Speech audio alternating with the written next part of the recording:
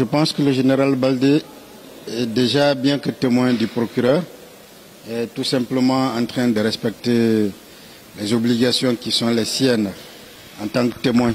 C'est-à-dire, il a déjà comparu, c'est sa première obligation, l'obligation de comparaître. Il est en train de déposer, c'est sa deuxième obligation.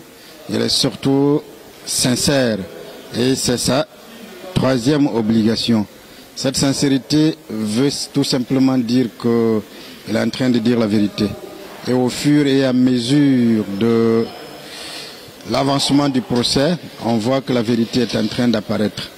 En réalité, la vérité c'est quoi? C'est qu'aujourd'hui, il y a eu une évolution.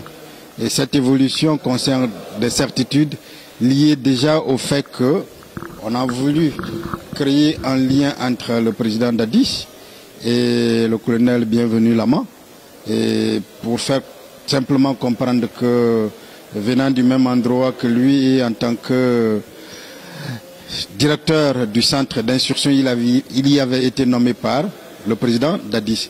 Mais tout a été démontré qu'il était déjà nommé, non pas en tant que directeur, mais en tant qu'instructeur par celui qui était avant chef d'état-major de la gendarmerie, le général, je crois, ou colonel Jacques Touré. Et ça, c'était en juin, c'était bien avant d'ailleurs la prise du pouvoir par le CNRD. Et deuxième précision très importante, c'est que quand le CNRD a pris le pouvoir, le colonel Bienvenu Lama a été désigné pour effectuer un stage par le général Baldé. Il ne pouvait donc pas être directeur du centre, ni même instructeur dans ce centre-là.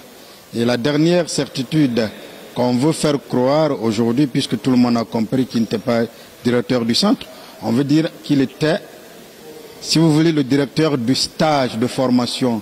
C'est une fonction qu'il a occupée en 2015. En 2015, quand il était lui-même commandant du groupement territorial de Mamou.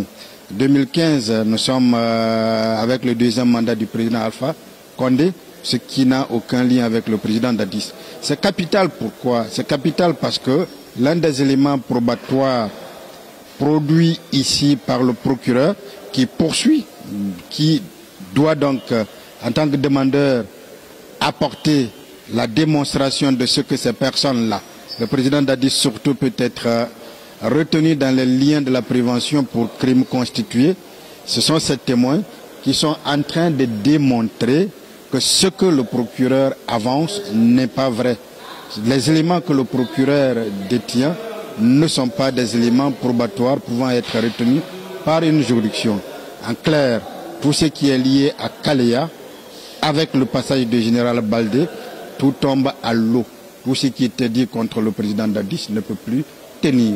Nous sommes donc satisfaits de son passage et nous pensons que, comme les autres témoins, ceux qui viendront encore après viendront tout simplement dire les choses dans le sens de l'innocence du président Dadis. C'est là la surprise. C'est sur la base de la seule dénonciation du commandant Aboubakar Diakité alias Toumba que le colonel Bienvenu Lama est aujourd'hui détenu. Je rappelle que le colonel Bienvenu Lama a été poursuivi au même titre que les accusés qui sont là. Et que lui et le général Mathurin avaient bénéficié d'un non-lieu. En ce qui le concerne, ce non-lieu avait fait l'objet d'un appel devant la chambre du contrôle de l'instruction qui avait confirmé le non-lieu pris par le pouls des juges d'instruction. Et cet arrêt rendu a fait l'objet d'un pourvoi en cassation et que ce pourvoi a été, si vous voulez, rejeté. On se trouve donc dans une insécurité juridique. J'ose croire que les avocats du colonel Bienvenu sont en train de se battre. Ils se battront pour qu'en réalité personne ne soit en insécurité juridique ici. Parce que si des décisions sont prises et ont revêtu la formule exécutoire et que ce soit sur la simple base d'une dénonciation faite par un accusé qui par définition a déjà un parti pris, que l'on peut arrêter, détenir de hauts cadres de l'armée, un colonel qui était quand même en train d'exercer une fonction véritable de commandant de la région, je crois, de la gendarmerie de Conakry, ça laisse quand même à penser quant à l'avenir de nos justices, mais j'espère que les avocats du colonel Bienvenu vont se battre et ils finiront par démontrer que c'est une erreur qui fait que le colonel Bienvenu reste encore détenu.